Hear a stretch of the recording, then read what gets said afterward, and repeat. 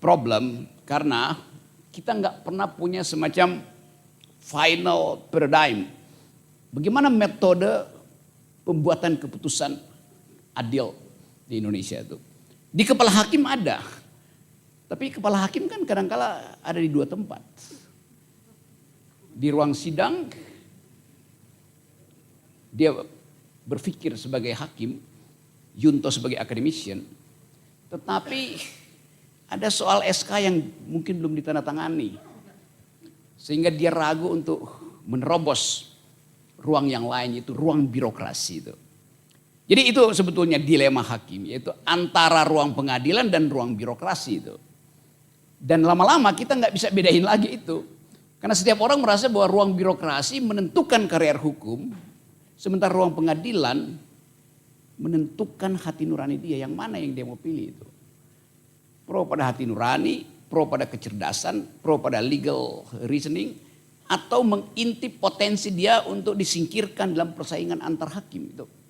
Jadi hal yang pragmatis itu saya buka dulu supaya jangan ada sedikit dusta di antara kita. Kalau banyak dusta lebih bagus tuh. Kalau sedikit dusta itu orang ragu-ragu tuh. Lebih baik berdusta secara maksimal daripada mencicil dusta. Itu.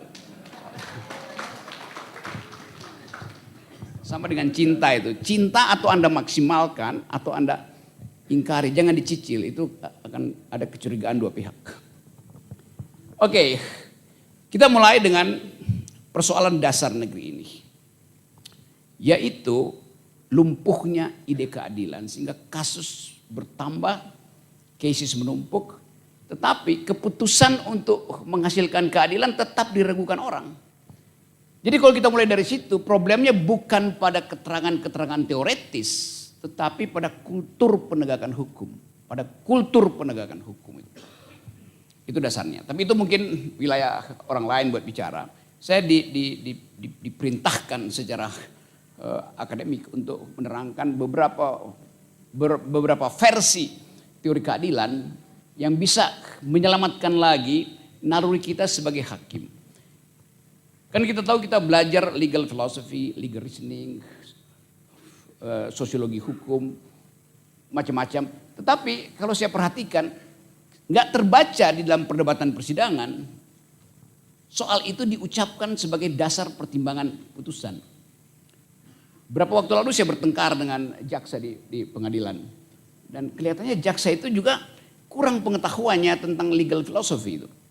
Jadi dia misalnya nggak bisa bedakan antara positivisme dan positivistik. Itu berbahaya sekali kan. Hukum yang positivistik atau hukum yang basisnya positivisme. Nah aliran-aliran ini tentu mempengaruhi cara kita bernalar dalam memutuskan hukum. Pak Arief teman baik saya dan dia selalu meminta supaya semua orang yang punya pengetahuan mengucapkan ke publik supaya pengetahuan itu dikonsumsi secara publik. Yang punya pengetahuan ya. Ada hal yang menarik hari-hari ini. Kita di sini berkumpul seperti di simposium Athena 300 tahun sebelum Masehi itu. Orang bercakap-cakap. Itu namanya simposium. Yang berdiri di sini adalah Plato. Menunggu gurunya Socrates mengajarkan pikiran-pikiran kontroversial, lalu dia catat itu. Lalu timbul diktat yang kemudian kita sebut sebagai republik atau nomos. Itu semua adalah catatan kuliah dari Socrates yang dibukukan oleh muridnya. Namanya Platon. Tiba-tiba pikiran-pikiran itu beredar di ruangan ini karena kita nggak punya semacam referensi untuk pergi pada pikiran lain. Seolah-olah keadilan itu sudah dirumuskan dengan bagus sebagai problem di dalam filsafat Yunani. Seolah-olah sudah dirumuskan dengan bagus. Adil bagi Aristoteles adalah fit and proper antara apa yang diucapkan, apa yang diinginkan, dan kedudukan seseorang. Apa yang dia ucapkan dan kedudukan dia. Kalimat itu kalimat pendek, tetapi impactnya banyak. Sangat tidak adil kalau hakim masuk dapur mencuci piring. Karena itu adalah fungsi dari pembantu rumah tangga. Kecuali hakim mencuci kasus. Itu namanya kecurangan.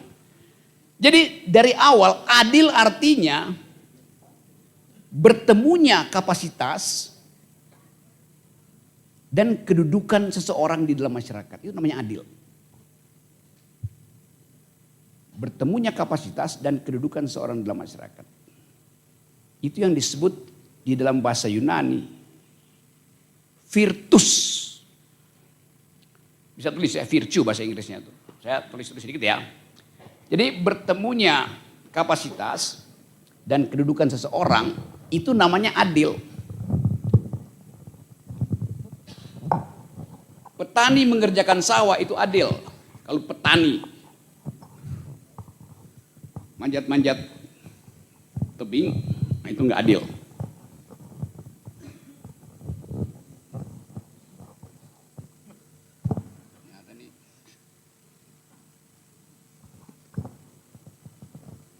Jadi adil artinya potensi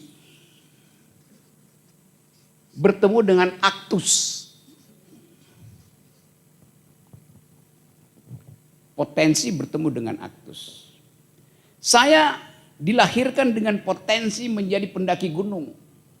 Kalau itu saya lakukan, itu adalah peristiwa yang adil.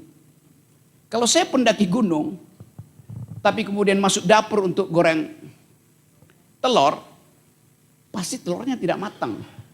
Walaupun saya bisa goreng telur di atas gunung. Dapat poinnya? Jadi setiap orang ditentukan berdasarkan potensi dia yang bertemu dengan aktus. Namanya virtus tadi saya sebut ya. Virtus itu dalam bahasa Indonesia namanya keutamaan. Virtue. Ini bahasa Yunani, ini bahasa Inggris. Bahasa Indonesia keutamaan. Jadi pertanyaannya, apa keutamaan setiap orang?